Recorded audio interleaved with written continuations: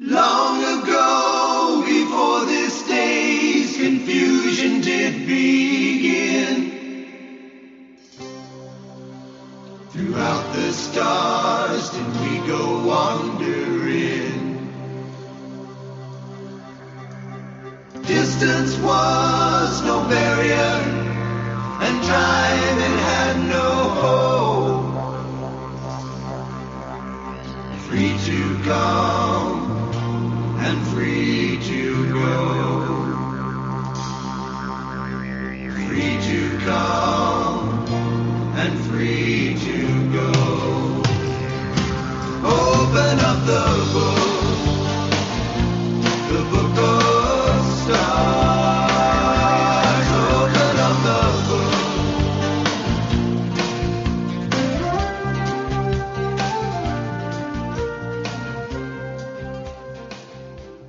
Hello, everyone, and welcome to Karmic Evolution's Astrologically Speaking podcast. I'm your host, SHERI HASAN of Karmic Evolution Astrology, and I'm coming to you on November 10th, 2023 from karmicevolution.com or any of your favorite podcast stations. This is just a quick reminder that this show aims to bring you the truth about astrology and your soul's karmic evolution. First, my usual housekeeping stuff, which is to tell you that a new show, a new podcast, drops every Friday at 11 a.m. Pacific and 2 p.m. Eastern. And if you listen to this podcast via karmicevolution.com, you can scroll down the page and hear the most recent one, or you can search the archived listings for past podcasts that you might have missed or to which you'd like to listen again. And while you're there, you'll see a downloadable freebie labeled How to Keep Your Sun Sign Happy, which is friendly advice for every sun sign from renowned evolutionary astrologer Stephen Forrest about what each of us, depending on our individual sun sign, actually needs to be happy. And that's based on an interview I did with Stephen a couple of years ago, and he's given me permission to distribute it more widely as a means of promoting the validity of astrology in our lives. And yes, it will sign you up for my Conversations About Consciousness astrology newsletter, but you can, of course, unsubscribe anytime. So be sure to grab it when you listen to this podcast, whether you do so live or after the fact, and enjoy some astrological words of wisdom. Separately, you can always follow me on my Facebook page at Karmic Evolution for Your Soul, where you can keep track of upcoming podcast content and other astro news you can use, and on Instagram under karmic.evolution. And finally, if you want to learn more about the true meaning of your individual birth chart in order to gain greater consciousness about your soul's true mission and purpose in this lifetime, I'm offering a 75-minute discounted Karmic Evolution Natal Insight reading for only $125. And this is an offer for podcast listeners only. So, if you'd like to move from chaos to clarity and learn why you're here and what might be holding you back from achieving your highest destiny in this lifetime, this reading can reveal how the energies into which you were born may be holding you back now by keeping you stuck in old, habitual, past, or early life behavioral patterns. Understanding such conditioned soul behavior can assist you to make different, more positive choices moving forward, especially in the areas of greatest interest to you, be they your relationships, your career and your job, your finances, and or your health. So if you'd like to co-create your own future happiness through astrological insight, this reading is for you. Conscious awareness has never been so easy or so affordable when you take advantage of my special discounted offer, which you can find at karmicevolution.com/karmic125. Okay, so now let's get into this week's astro news you can use. We're in the waning part of the monthly lunar cycle now, since both the Taurus full moon lunar eclipse of October 28th and the third quarter square of the Leo moon to the Scorpio sun, which was followed almost immediately by the moon square to Mars in Scorpio on November 5th. Quick Note, bear in mind that the Sun is headed for a conjunction to Mars in Scorpio on November 18th during the waxing portion of the upcoming Scorpio moon on November 13th, which is something we're going to get to in a few. But first, let's remember that this Taurus full moon lunar eclipse at 5 degrees and 9 minutes of the Taurus-Scorpio polarity was about releasing our propensity to remain stuck in an endless cycle of transformation, which I think we can all agree, at least at this point, has become too chaotic, given the situation both domestically here in the U.S. and internationally. And with Mercury and Mars conjoined in Scorpio, opposing Jupiter retrograde in Taurus at that lunar eclipse, we needed fast change to achieve that goal of returning to some kind of stability, which is represented, of course, by the Taurus moon. And on October 25th, as we wax toward that lunar eclipse advocating stability, Louisiana Representative Mike Johnson was voted in as GOP House Majority Leader, ending the period of what seemed to be, I believe it was close to 3 weeks, interminable chaos and confusion of continually shifting partnerships within the House of Representatives. And on October 30th, just after the lunar eclipse lunation, the United Auto Workers called off its 6-week strike after striking union members, quote, won record pay increases for workers at the Detroit 3 automakers, according to Reuters that day. Quote, the accord follows deals the union reached in recent days with Ford Motor and Chrysler owner Stellantis, significant victories for auto workers after years of stagnant wages and painful concessions following the 2008 financial crisis. And this agreement includes a 33% rise in pay for veteran workers at the Detroit 3, which includes GM, the right of the United Auto Workers Union to strike based on future plant closures, and a boost of $7 billion to the cost of General Motors labor pensions. There's far more, which is easy to look up if you want to do the research. The only negative thing about this is the mention that some of this might postpone the advent of electric vehicles coming online, but that's a whole nother story. So, we're seeing a lot of stories now about the increase in oil and fossil fuels and things like that too. So that's part of a bigger picture, I think. As everyone's worried about climate change and auto emissions and, bringing online more electric cars, some of this, these kinds of things like the UAW strike,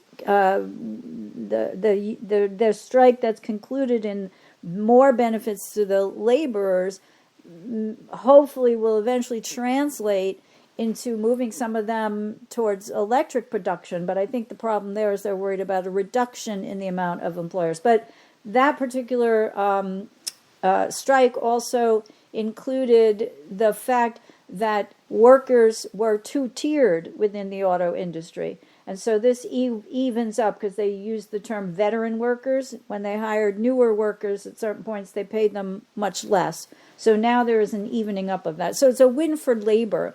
But the question of whether it's a win for the climate is another story and not one I really actually had intended to go into. I just sort of, free-wheeling here. Anyway, back to the astrology. Meanwhile, the third quarter or waning lunar square occurred on November 5th and represented a continued time of release, just as the Taurus full moon lunar eclipse asked us to do, in order to clear the pathway for us to make ready for the upcoming new moon and the beginning of a new monthly lunar cycle on November 13th, which is only a couple days away. So it's interesting that on November 6th, just as we hit that third quarter lunar square, Donald Trump testified in a New York courtroom in the civil trial to determine damages for his company's fraud. And since the court already determined that the Trump company was guilty of fraud, this trial is solely about whether or not the judge, and there's no jury in this trial because Trump's defense team actually never asked for one, will assess the $250 million penalty requested by the New York State Attorney General, or whether the judge will make the fine lower or higher. So at a quick glance at Trump's chart for the third quarter square, it shows that the transiting Leo moon was in his 12th house, conjoining his natal Pluto, and the Scorpio sun was in his third house, which had just squared his natal Pluto a day or two before.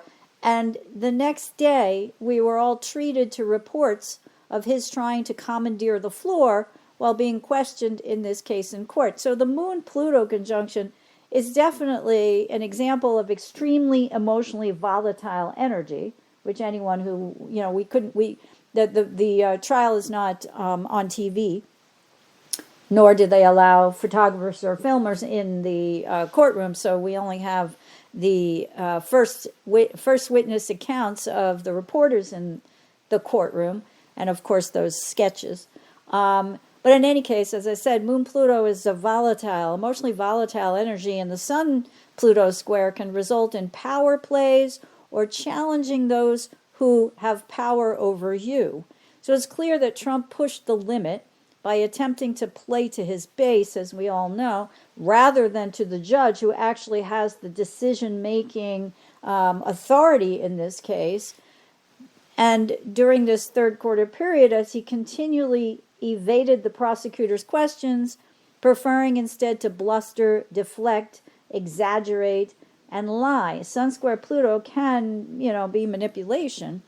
Moon-Pluto too. In other words, he's not in resonance with the third quarter square's true meaning, which is about reducing chaos rather than increasing it. And a large reason for that is because natally he's got a Sun Uranus in Gemini, which is, let's just confuse him with our words, And with a Mercury square Neptune in his chart, let's confuse them with the vagueness of our words. They say, and someone told me, and I heard, but when you press for specifics, you don't get them. Anyway, by November 8th, as Venus entered Libra, which is where she'll remain until December 4th, when she then enters Virgo, we saw a completely different demeanor from Trump's daughter, Ivanka, who'd been called to testify in the case, although she is not a defendant. Now, of a Scorpio sun, Ivanka was born October 30th, 1981 in New York, but we have no birth time for her, which is a little surprising, actually. So we don't know her exact moon, though it comes out at noon, 8 degrees something Sagittarius, so it's likely, it looks pretty, close to 100% likely that the moon was in Sagittarius during that whole 24-hour period of her birth, or, on her birthday. And I believe, at least as far as we can discern from the information that we do have, that her sense of responsibility to be the calmer, more stable one stems from her natal Capricorn South Node. And this usually denotes a more serious person who feels it's their duty to be mature, realistic, and strong. Her demeanor during her testimony, even though she, quote unquote, couldn't recall a lot, helped to bring a measure of sobriety back to the courtroom compared to her father's time on the witness stand. Now, legal pundits have remarked that her testimony nonetheless, even though she couldn't recall so much, confirmed prosecutors' arguments that fraud actually was committed by the company as a whole. I heard somebody say they had to actually present her with the documents, ask her if, that was her sign, her email or whatever. And even if she said, I can't remember, they still had proof that it was hers, that she was engaged in that communication, and that proved their point, which, they didn't need to go further. They didn't need any other kind of testimony from her. They just needed her presence. And her to acknowledge, yes, that was, taken off my email or whatever. Also, as Venus entered Libra on November 8th, we received the news that the SAG-AFTRA after the SAG Screen Actors Guild, I don't know what the other one stands for, AFTRA strike, had ended. And the strike began when the actors joined the Writers' Union strike, which had begun in early May, and the actors joined in mid-July. And so on November 8th, the New York Times reported the following, and here I quote, "The Actors Union reached a tentative deal with entertainment companies, all but ending one of the longest labor crises in Hollywood history. SAG-AFTRA, the union representing tens of thousands of actors, reached a tentative deal for a new contract with entertainment companies on Wednesday, November 8th, clearing the way for a $134 billion American movie and television business to swing back into motion. Hollywood's assembly lines have been at a near standstill since May because of a pair of strikes by writers and actors, resulting in financial pain for studios and for many of the 2 million Americans, makeup artists, set builders, location scouts, chauffeurs, casting directors. And I was actually at the Astro Bash conference out in Borrego Springs at the end of September and met a woman from Southern Cal, LA area who was a costume person.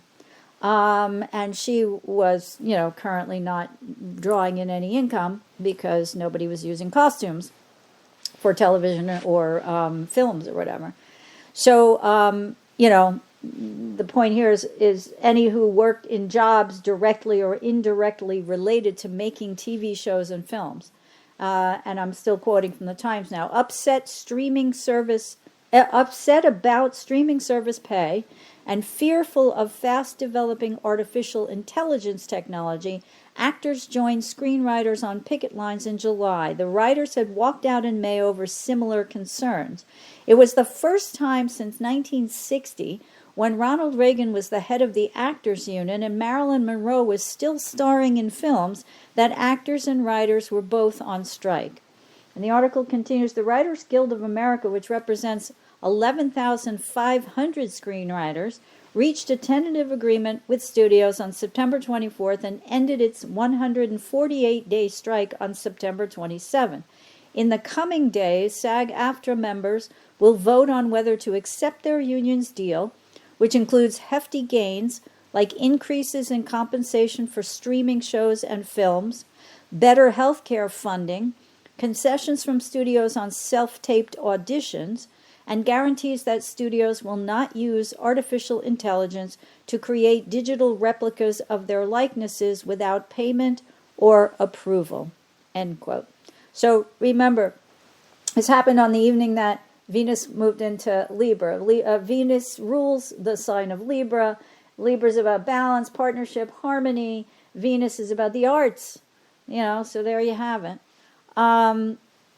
Next, Mercury entered Sagittarius yesterday, November 9th, late in the day and early this morning on November 10th, and then promptly squared Saturn. So the Mercury square Saturn aspect can bring pessimistic thinking, which I'm guessing is prominent in certain quarters of the U.S. currently, at least after November 8th's third GOP presidential debate, which occurred on Wednesday, November 8th. Excuse me. And that's because it now has a lot of people worried for a myriad number of reasons. On the GOP side, it's clear that Trump's still miles ahead of those on the debate stage. He was, of course, absent by his own choice, which by now is undoubtedly causing a lot of consternation for those conservatives and independents who want an alternative to Trump. However, this aspect can denote that hard mental work, and with Mercury in Sagittarius, that means work dedicated to the big picture or the bigger picture when it comes to the law and issues that are currently front and center. And we're at the debate, issues like abortion and international relations, focused on things like funding Israel, funding Ukraine, etc., which featured prominently on that debate stage. And on the Democratic side, that hard mental work may now revolve around how to boost President Biden's re-election numbers, given his recent negative polling numbers, followed by good news for Democrats since the November 7th U.S. election results, as voters rebelled against more restrictive abortion laws in Ohio and voted in more Democrats in important state legislatures, and re-elected Governor Andy Beshear in Kentucky, which was hoped for on the Democratic side, but not 100% certainty. And we see the problematic nature of this Mercury square Saturn aspect as well in the current news out of the U.S. House of Representatives. And here's how Rob Hand delineates the Mercury square Saturn energy. And I quote, "Your ability to think practically is a positive effect of this transit, but it could be perverted to a negative result. No matter what kind of plan anyone proposes, you always want to know precisely how they are going to implement it. Everything must be spelled out in detail." End quote. But Mercury in Sagittarius can be pretty sloppy when it comes to details, preferring the big picture to how to actually implement manifesting it. So, such pesky little details, you know? But it seems pretty clear that now, as we once again face a potential government shutdown by November 17th, I mean, today's the 10th, we got a week, because Congress has not agreed on even a continuing resolution, which simply, of course, just kicks the can down the road, that existing plans out of Speaker Johnson's coalition have not proven particularly detailed in the practical sense.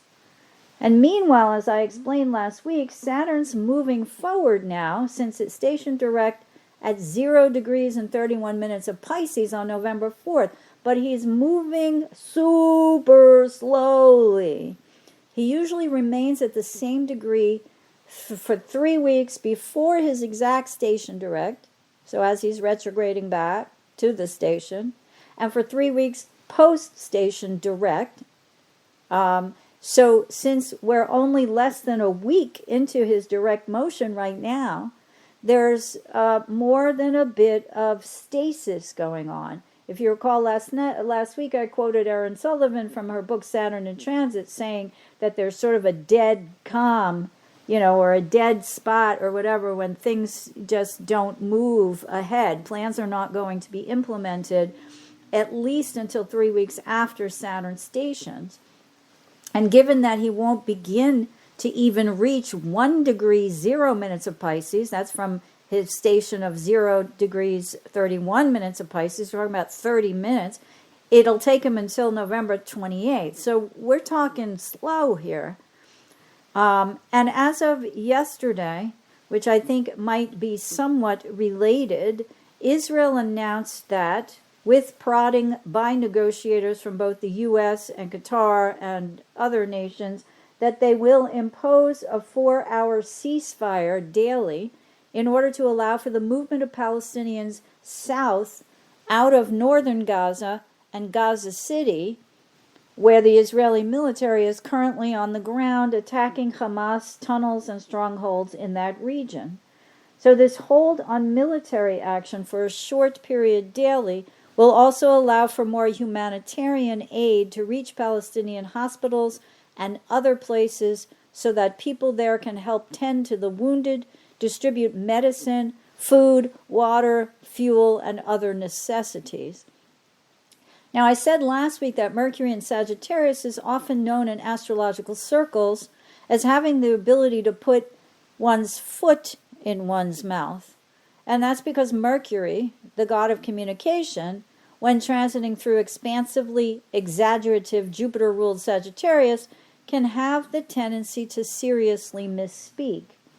Now, Mercury remains in Sagittarius until, to go back a second, that's the kind of thing, Mercury wasn't in Sag on the 6th when Trump was testifying, but they said, too, that a lot of his bluster and things that he said while he avoided answering questions was sort of an allowance for the judge to interpret what he didn't say negatively, right? So in other words, if you don't deny something, then the inference might be you're guilty, So there's a sort of sin of commission or no, sin of omission kind of admission of guilt, right?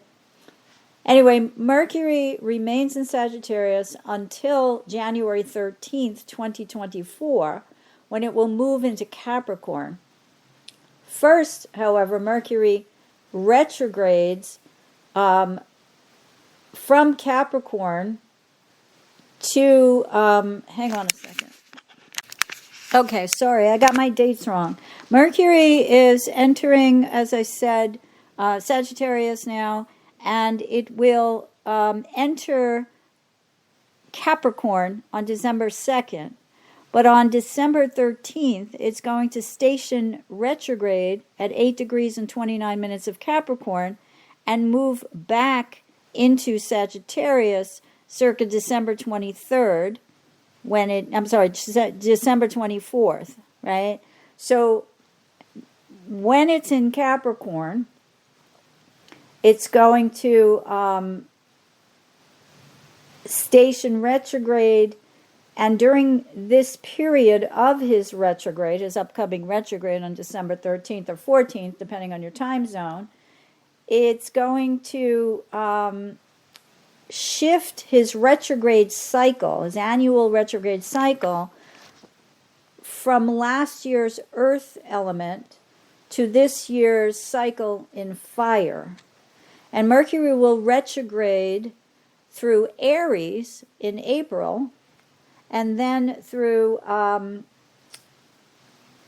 then from earthy Virgo back into fiery Leo in August, and then back through Sagittarius again from late November through mid-December of 2024.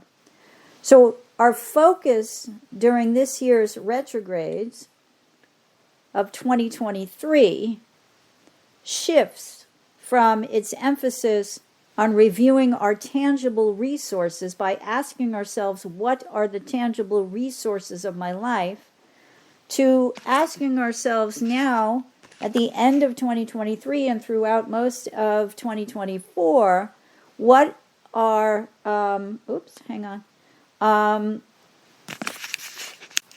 okay, sorry, I keep losing my place as I'm talking to you on my notes. Anyway, we're shifting from 2023's question about what are the tangible resources of my life to asking ourselves, how can my inspiration create my future? And that, again, is according to Jungian astrologer Erin Sullivan from her book Retrograde Planets Traversing the Inner Landscape. We may well be reviewing any exaggerated statements and claims during this Mercury in Sagittarius period and when it retrogrades back into Sag, okay? So those would be especially statements and claims related to judges, because Mercury will go into Capricorn, and then in the law, because it'll start in Sag and then go back to Sag. So one of the things to note, for example, is that we're waiting right now, Saturn's gathering steam, but still moving really slow, on whether or not Judge Cannon in Florida decides to delay the DOJ special prosecutor's case against Donald Trump there over his theft of classified documents, based on his lawyer's claims that they won't have enough time to peruse the 1 million+ documents before that trial slated to start in May of 2024. And remember, too, now that Mercury's going into Sag and will return there again, that Jupiter-ruled Sagittarius encompasses the Jupiter archetypes not only of law, but also of higher education, foreigners and foreign travel. So I would include that the issue of immigration and our philosophical beliefs. But I want to focus on the higher education part. So notice how much energy right now has been devoted to the issue of free speech. And that's as the U.S. House of Representatives just censured Representative Tlaib, who is of Palestinian descent, for using the phrase "from the river to the sea," which is interpreted as calling for the total destruction of Israel by the Palestinians, whether it's by their terrorist groups, Hamas, Hezbollah, or Islamic Jihad, two of which are currently holding Israeli, American, and other nationals hostage since the October 7th terrorist attack on Israel. We also see currently in the news expanding coverage of censorship of Israeli criticism by university and others, students, not only around the U.S., but around the world, in places like Britain as well. Mercury and Sagittarius may well expand arguments about free speech rights on both sides. Those who speak out against Israel and those who defend the rights of Palestinians to autonomy and a state of their own. So yesterday, the New York Times ran this headline. I'm sorry, it was November 8th. Quote, after anti-Semitic attacks, colleges debate what kind of speech is out of bounds. So I want to ask you to bear in mind that this kind of energy did not spring out of nowhere. It's just going to be highlighted now as Mercury goes forward through Sag, enters Capricorn, and then retrogrades back from Capricorn into Sagittarius into the new year. So it's been a few years now that free speech and whether there should be limits to it under the Constitution's First Amendment has been debated both on college campuses, on social media, in places of politics, etc., etc. So the conservative right began to complain its free speech rights were being impinged upon when colleges began to rescind invitations to people like the neo-Nazi Nick Fuentes and others of his ilk. Now, it's whether, the question becomes, at that time, a lot of liberal students were protesting conservative speakers coming to their campuses. And the conservatives made a big deal about that. But now it's whether or not students can speak their minds about their political beliefs, whether they can criticize university presidents and other staff or administration officials for not siding with them, and whether schools have the right to punish students who do express their opinions.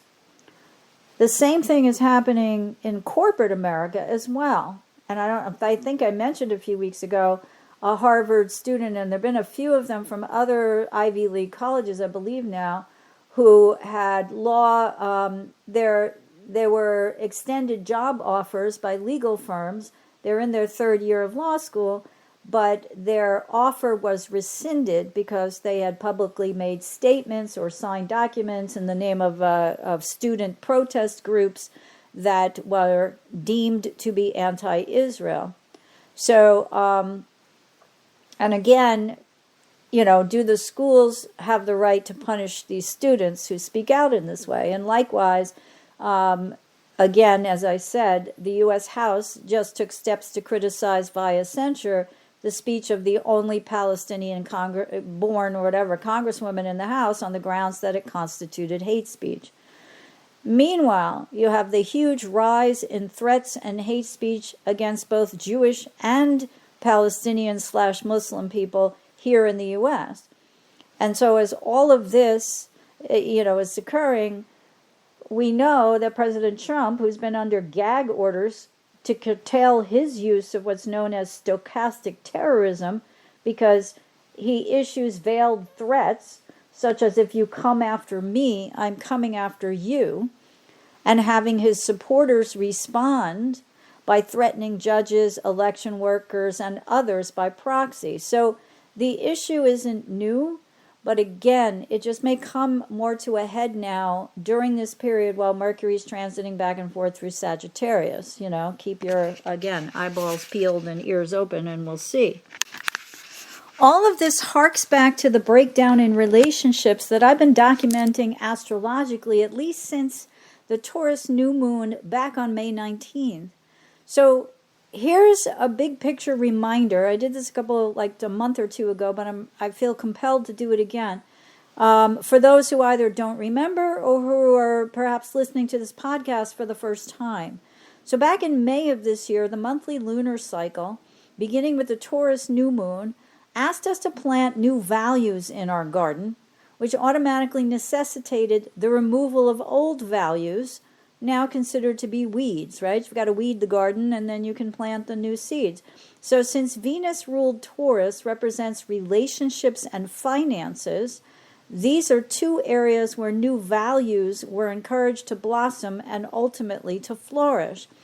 The following month, as the June Gemini new moon cycle began, we were asked to begin to change our point of view, our perspective, our opinion, or our attitude about the value, particularly of our current partnerships. Did they still function in the ways that provided security and trust? Might we begin to see some of those we previously partnered with in a new light? If you think back now, you can see whether or not these themes were prevalent in your own life. They certainly were in the collective. As we reach the Cancer new moon monthly lunar cycle in July, which was opposed by, the faster moving planets opposed the slower moving ones. So the Cancer new moon, the sun and the moon in Cancer opposed Pluto in Capricorn, and we were tasked with having enough inner power, planting seeds that would blossom into greater self-empowerment that could lead to the protection of not only ourselves on an individual basis, but Mother Earth and our ability to survive via future procreativity. Again, inherent in this is the choice of partners. We could ask ourselves now, looking back, did we choose to partner, even if only philosophically, with those who want to save and preserve Mother Earth, or those who want to destroy her? The message was to choose wisely by not getting seduced into believing things that might not actually be true. So there were a lot of climate change induced hurricanes around that time, and that's what led, to this interpretation. But also this abortion issue, which certainly has been brewing for a long time now since the Supreme Court Dobbs decision in June of 2022. But that's part of this too. Do we want to preserve our bodily autonomy, part of the Cancer archetype, right, of the moon and the cycles and the feminine divine? All right, so August brought us to the Leo new moon monthly lunar cycle, during which we were reminded and asked to plant seeds that honor our individuality and our creative solar selves. And this might have required breaking away from groups and group think and group ideologies, which no longer serve our ability to honor ourselves as the true individual heroes we all are, and to recognize our own true light in the world, and that we can each make a difference in our own special way. By September, the Virgo new moon's monthly lunar cycle asked us to verify facts. The archetypal energy of discernment is what we needed to plant then in order to disseminate fact from fiction. So my question now is, how's that been going? You get to decide. But you can see the change in perspective, right? The two Mercury-ruled new moon lunar cycles from Gemini in June to Virgo in September, right? What's my perspective? What's it based on? Is it based on fact or fiction? And of course, by October, we experienced this series of these two eclipses, starting with the October 14th Libra new moon solar eclipse. And here, again, we were asked to take a look at our partnerships and determine which ones we want to continue with in the future and which ones we don't. By then, it's clear that the global situation had changed drastically, given the Mars-Pluto square, which formed just before that lunation and helped theme both of October's eclipses after the terroristic atrocities of October 7th against Israelis and the resulting military retaliation by the Taurus full moon lunar eclipse on October 28th. So note that first I outlined half a year's worth of monthly lunar cycles, right? So again, we're talking about from mid-May, May 19th, until the end of October. And, just how much I've been saying for months and months and months, at least since May 2, this all in the big picture represents the alignment and realignment of partnerships, relationships. So whether that's in your personal life or in the collective is mirroring back to those of us who have experienced these lunations at points that were sensitive in our own charts, and or of course the eclipse points, which carry more weight. So one of the things I wanted to share is that as an illustration of this, hang on. We were headed down to D.C. on November 5th at the third quarter monthly lunar square, which is a time when it's always called a crisis, period, because now the seed was planted 3 weeks before. It started to come up. If it was what we indeed planted, we see the seedlings, we nurture them at the full moon, we harvest them, then we make something out of them. And now at the third quarter lunar square, we're waning down, right? We're getting ready, as I said before, for a new cycle to start.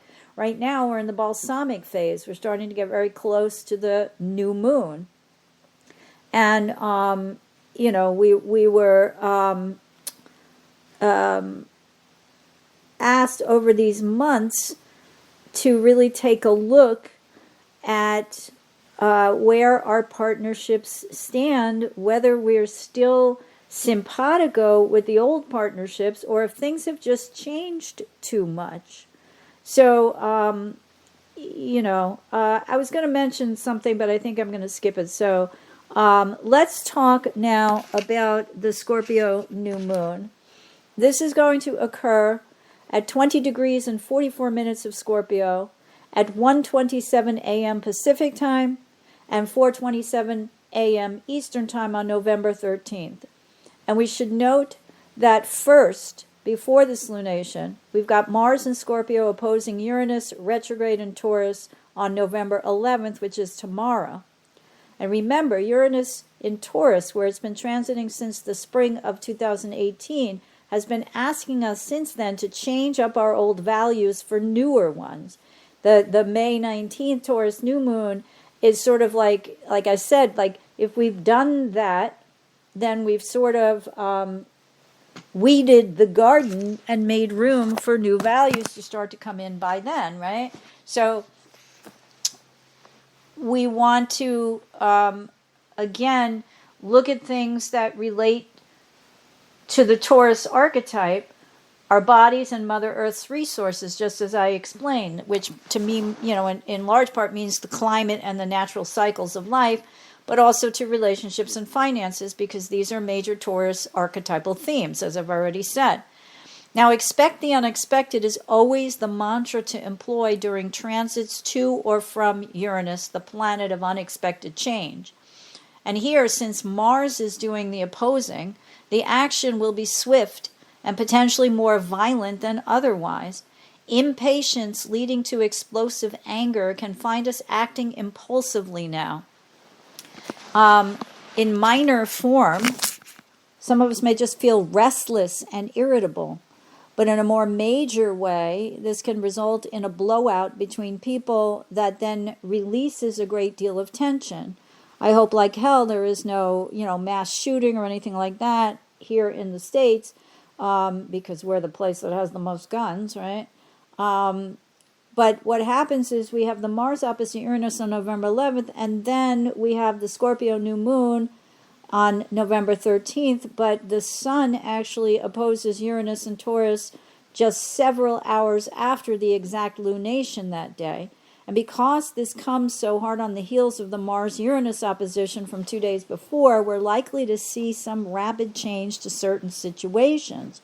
what those are exactly, whether they come through the collective in Israel and Gaza, whether they come more domestically or in other places of the world, I don't know. But whether it comes in the form of additional violence or some other explosive event, say a natural event like a volcano or an earthquake or something, for example, is hard to tell. The major piece of news on Wednesday, the 8th, on the domestic front, was that West Virginia Senator Joe Manchin announced he's not going to run again in 2024. So as for other happenings, as I said before, it pays for us to keep our eyes peeled and our ears open, because this energy is very strong right now as we're waxing towards the tomorrow and the new moon, sun opposite Uranus. So these two combined, again, you might want to check where they're hitting in your personal chart, but, we're hoping that given that there's so much military action / war raging in the Middle East right now, and so many working on trying to mitigate the casualties, that this does not give rise to something worse than what we've got now, and perhaps, in the other way, with Venus and Libra, results in more peaceful actions or reactions. So, on November 8th, too, when just after Venus entered Libra, the Sun quincunxed wounded healer Chiron in Aries, and Israel agreed to a temporary 4-hour ceasefire daily for a limited number of days in order to facilitate the delivery of humanitarian aid to Palestinians in Gaza. That's an adjustment. A quincunx is often an adjustment that they made. So again, that's a positive thing. And that,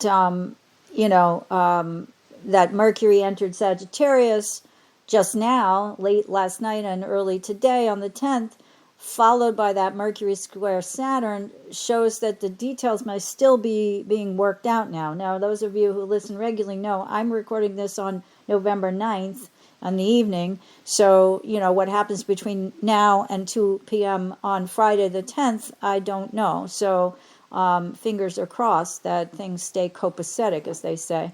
But in terms of the Scorpio new moon, once again, there's only one major planet in an air sign at this lunation, and only one in a fire sign.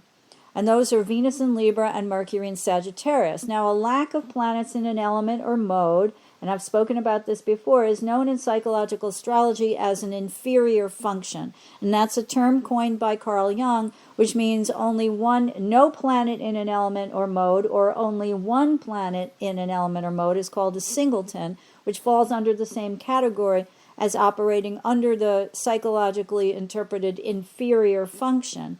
And that means the lack of, or only one planet, in an element or mode lies beneath the consciousness of the dominant function, the energies of which provide us the ability to objectively, consciously recognize.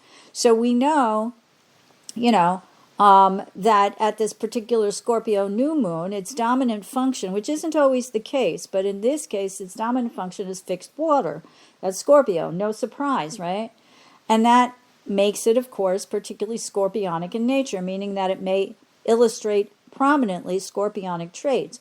But what a lack of air does, however, is to make the situation or the energies of this new moon far more subjective in nature. And this means that, especially with Mercury transiting through Sag as the only fire, that the explosive nature of the Mars-Uranus and Sun-Uranus oppositions, that there may be misunderstandings and exaggerations within partnerships based on the lack of detailed information right now.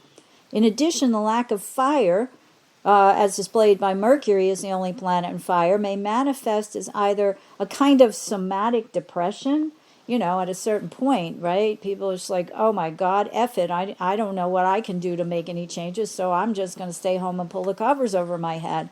A feeling of hopelessness, a feeling of like, what difference does it make? Or it can manifest as rage and aggression. And again, with all the other energies at this lunation that I've just mentioned, it's easy to believe that perhaps more aggression and violence may occur because of misunderstandings now. Someone says something, you interpret it the wrong way. you blow your stack and you lash out. But you did so based not on what the other person or party actually meant, only on what you thought they meant. So given that this is a new moon, or the seed planting time, when we want what's planted to blossom into the higher echelons of Scorpio energy, we look at the most positive traits of the Scorpio archetype now. What are those? Well, deep bonded trust, the ability to look into another's eyes and trust them on a deep bonded soul level. But where does that trust begin? Any good counselor will tell you it has to come from within. If not, if trusting ourselves is not part of our foundational core, then we may well project that kind of insecurity out into the world and attract it back to ourselves, or attract back to ourselves those whom we cannot trust. In other words, you can't trust yourself, you project it back out, and you attract to you people who don't trust you, or who act in a way that validates your unconscious belief that you don't trust yourself. So now's the time to dig deeply into our individual psyches to discern where we may need further development of our ability to truly trust ourselves. Now, Pluto ruled Scorpio as a psychological archetype because it represents the underworld, which Carl Jung used as a metaphor for the subconscious or unconscious portions of our psyches. And whatever lurks there keeps us from the ability to trust ourselves. Whatever lurks there that keeps us from the ability to trust ourselves most likely stems from issues of betrayal by others. But when we think more clearly and rationally about it, it's often that past experiences of betrayal have taught us not to trust ourselves. And once that becomes a habitual pattern of behavior, it becomes difficult to attract those whom we can truly trust for the reasons I just outlined. So now is the time to investigate on a deeper psychological level from where our distrust of others might stem, if it's something about which we're conscious, and if it's possible it comes from our own past experiences, either in early life or past ones, of having trusted too easily and then been burned. Now, betrayal is not a comfortable energy to live with. It can cause us either to become jaded and vengeful, continually seeking retribution for the wrongs we feel others have done to us. Oh, did somebody mention Donald Trump's name? Oh, okay. Or it can push us to figure out where we might have been too naive, too trusting in the past. The higher road of the Scorpio archetype lies in transforming from the earthbound scorpion, which stings others as a means of self-protection, toward the eagle, which soars above and sees the bigger picture. And once that bigger picture begins to emerge, the eagle has the opportunity to transform once again into the phoenix, the mythological bird known for its ability to rise from the ashes. So it behooves us all, I think, to think about where we can, because Scorpio is ruled by Pluto, and Pluto is about the cycle of death and rebirth, where our old, either conscious or unconscious, feelings of fear of betrayal can either lead us to try to manipulate situations where we're in control rather than allowing other people to be in control, or where we feel completely disempowered, to recognize that disempowerment and to take steps for it to die, right? Like to allow it to die so that a new sense of self-empowerment can be born, right? Once you feel empowered, you don't need to bully. You don't need to coerce. You don't need to manipulate. You don't need to propagandize. You simply trust yourself that you can handle anything, and that you will know when you need to draw a line in the sand and say, this is it. For those of us who are Neptunian, where are the boundaries? Self-empowerment can be attributed to a whole host of energies, right? But having boundaries might be one of them. Let me not just go with the flow, whether it's through group behavior, like I mentioned before, or whether it's through just feeling so much empathy for certain parties that we can't establish boundaries for ourselves. And, you know, that can get us into trouble in a myriad number of ways down the line. So in any case, this lunation, if you think of it this way, is about our ability to plant seeds for future self-empowerment. And that means looking at where, especially with this Mars opposite Uranus, Sun opposite Uranus energies, where we might project out our own fears of attack, where we might project out our own fears of not being in control, right? And start to see that bigger picture, that once we plant these seeds of self-empowerment, baby steps, right? Making certain decisions not to engage in certain partnerships with people who drain our energy if we're very Neptunian and we lack boundaries, emotional boundaries, or people who coerce us with their ideologies. That's of a more Aquarian nature, right? You could go down the line archetypally. You know, even if, say, Venus in Libra is about partnership at all costs. Well, it depends on how you view that, right? You can't be in a partnership and be disempowered all the time, right? So, again, you can look at it any way you want, but you'll see that it all comes back to saying that the stronger your boundaries are, whether it's mentally, physically, emotionally, or spiritually, the better off you are in working towards empowering yourself. And that can help you stand strong in the face of any kind of crisis or sudden events that might, you know, not be desirable. As we say, it's not what happens to you, it's what you do about it. All right, so I'm at the end of my time, and I want to thank you again for joining me. And I hope you found the information presented here helpful as you continue your karmic evolution in this lifetime.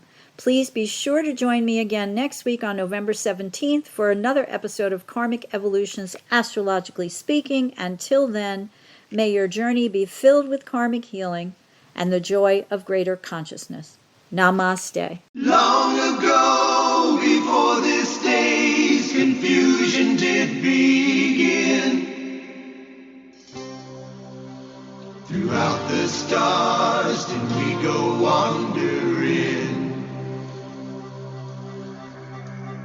Distance was no barrier, and time it had no hope. Free to come and free to go. Free to come and free to go.